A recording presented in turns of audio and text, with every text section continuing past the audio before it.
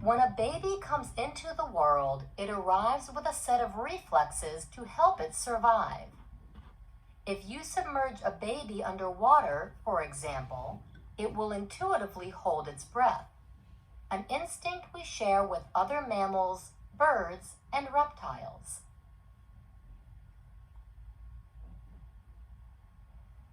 A touch on the cheek makes a baby turn its head and suck.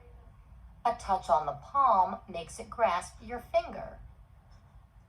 Perhaps the trace of an ancestral instinct for holding on to a mother's back.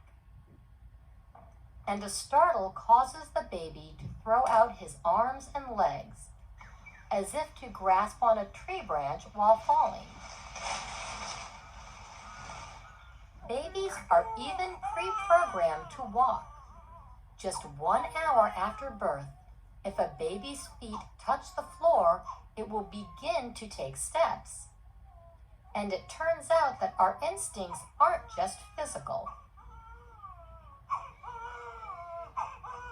Yale psychologist Karen Wynn believes that human babies are much smarter than we think. One popular notion is that the baby starts out in the world with a completely blank slate mind, no expectations, and finds the world this incredibly confusing, chaotic, barrage of impressions and sensations.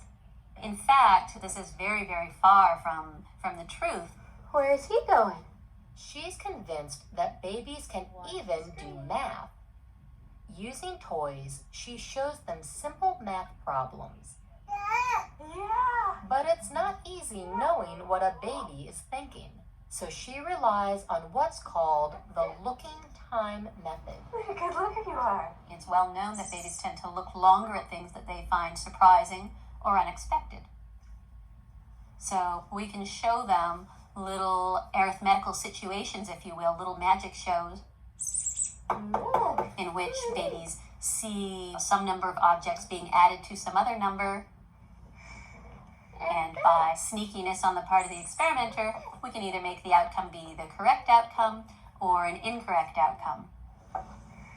2 minus 1 equals 1. This 10-month-old is bored and looks away after just a few seconds. But when things don't add up, Where's he going? 1 Up goes the screen.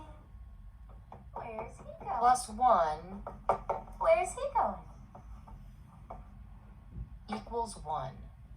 The baby seems surprised and stares at the outcome much longer. Good job, Bella.